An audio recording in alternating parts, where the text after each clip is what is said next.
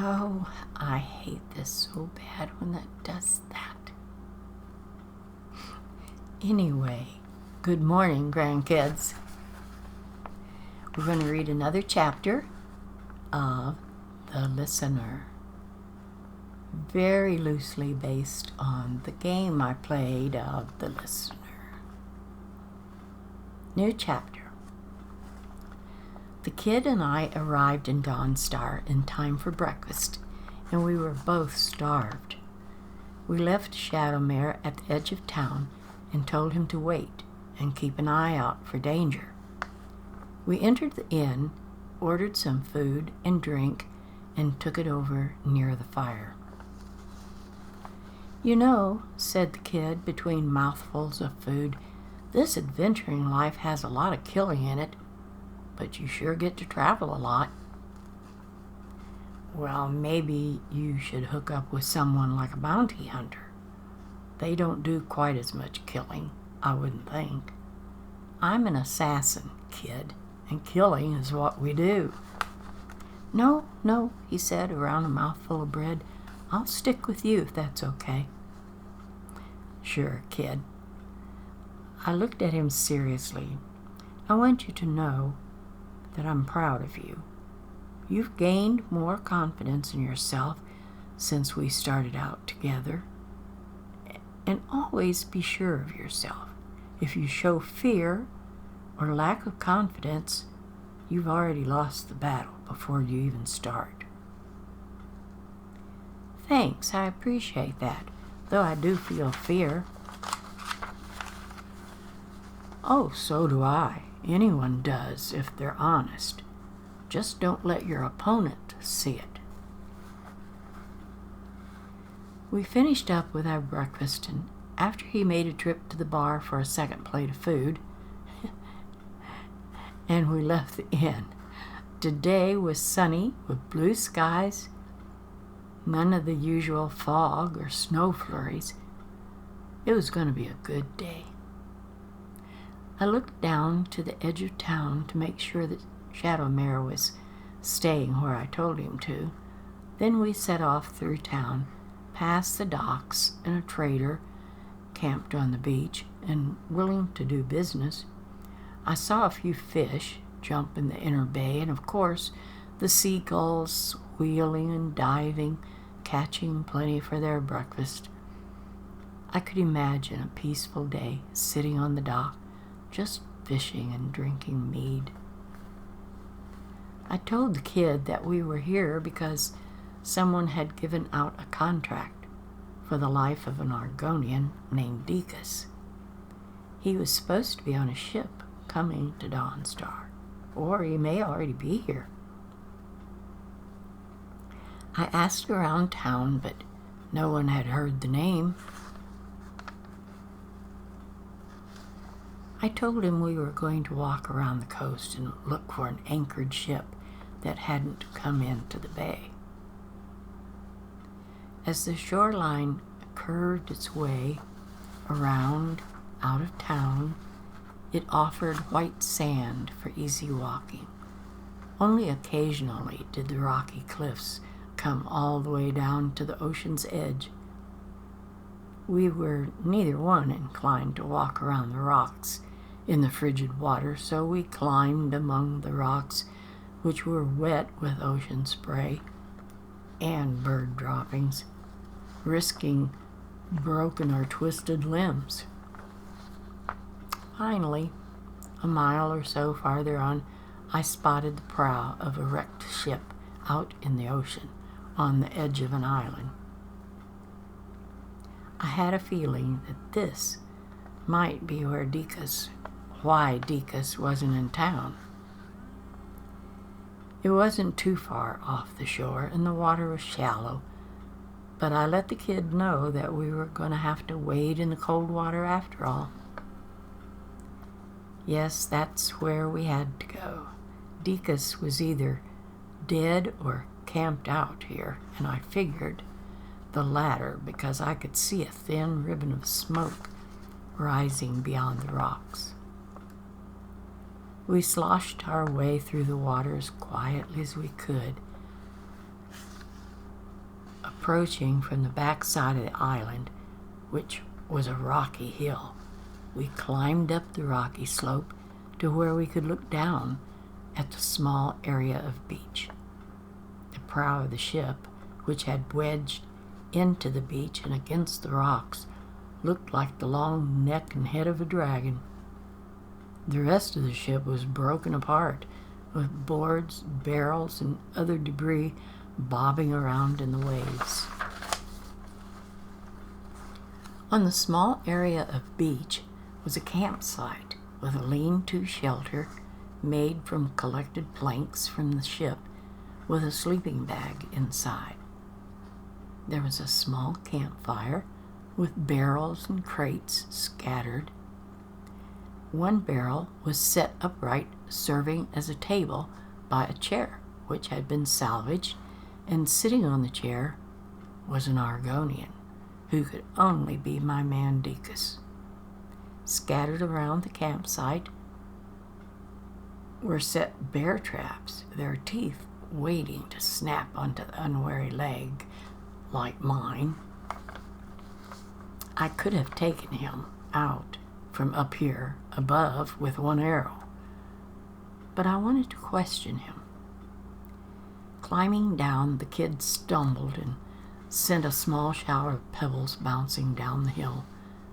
Deekus heard it, turned around as we walked on into the camp. "Quite a cozy campsite you've got set up here," I said. "Looks like you ran into some trouble?" "Yeah," he replied. "Between foul weather and getting blown into this shallow water, we were bound to get grounded. Where'd you two come from?" "Oh, we came out from Dawnstar." "Your name Deekus?" "Who wants to know?" he asked with a frown. "Well," I chuckled, "I do. I happen to be carrying a contract from someone who hired the Dark Brotherhood to eliminate you. Any idea who would want to do that or why?" By this time, he was up out of his chair.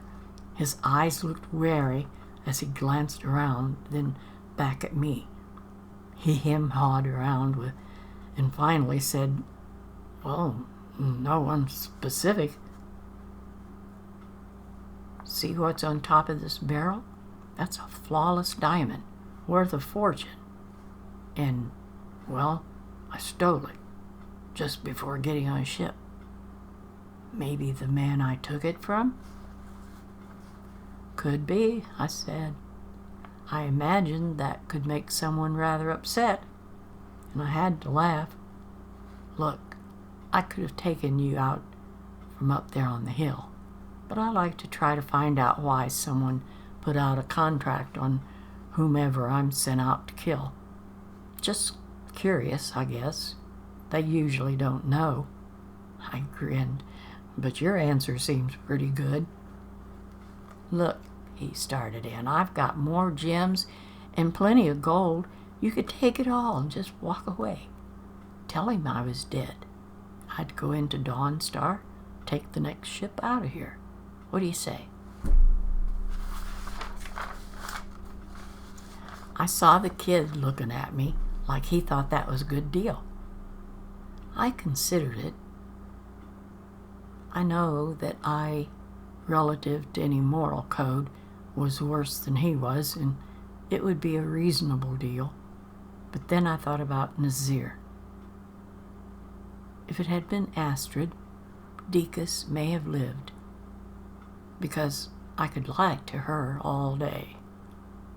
But Nazir, for some reason, I did not want to ever lie to him. "Sorry, buddy, I can't take you up on that offer." The kid stepped out of the way as Deekus narrowed his eyes and drew his dagger. Fine, I thought. I'd give him a sporting chance. I drew out my dagger, held it across in front of me to block as I saw him lunge. His blade was slipping under my block, so I whipped my block downward, knocking his aside as I stepped backward. We circled one another, each thrusting out at every chance we got. He was good at keeping me at bay. I had to give him that. We danced around in that small campsite a while longer, but then I tripped over some debris or other and fell. Deekus was instantly over me with his dagger, raised for the killing blow. The kid's sword entered Deekus's back with such force it shoved Deekus forward, and he died as he fell on top of me. I shoved him off, and the kid reached down a hand and helped me up. I looked at him, then pulled him into a hug. "Thank you," my voice was shaky. "You saved my life." "I'll always protect you," he said with a grin, like it was no big deal. "Come on," I said. "Let's loot this place." "But I'm taking the diamond." There were more gems and gold coin and plenty of stuff to sell. While he was still looking through stuff, I found enough food to put in the iron pot hanging over the fire and started a hearty soup cooking. I also eyed a whole crate of mead. We both headed over to what was left of it, then stopped and looked at each other. "Nah, water's too cold." I sat down in a chair, and I've been writing all this down. The fire's warm, the soup is smelling good. The kid is relaxing on Deekus's bedroll with his hands clasped behind his head, telling me what animals he's seeing in the clouds. I have to smile at him. As soon as we're rested and fed, we have to head back to the guild. I almost hated to leave, though. The air was so fresh, and the snow-covered mountains towering up over Dawn Star on either side were so beautiful. Even the jagged, massive blue and white icebergs far out at sea were beautiful. It would be nice to just stay here and enjoy being alive, at least for a little while. I noticed that the kid had dozed off, but soon I'd have to wake him, feed him, and take off. I wanted to get back to Nazir. So I hope you enjoyed this chapter. And next time, I've got a few more chapters written. I don't know if I'm close enough to the end to write some more. I think I have to write some more. But I have a few more chapters written already. So I will see you next time, grandkids. I hope you're enjoying this. It has been so much fun for me writing it. I've never finished writing anything before, but this will be my first doing it for you guys. So thank you so much for listening to me read it to you. Bye-bye, friends.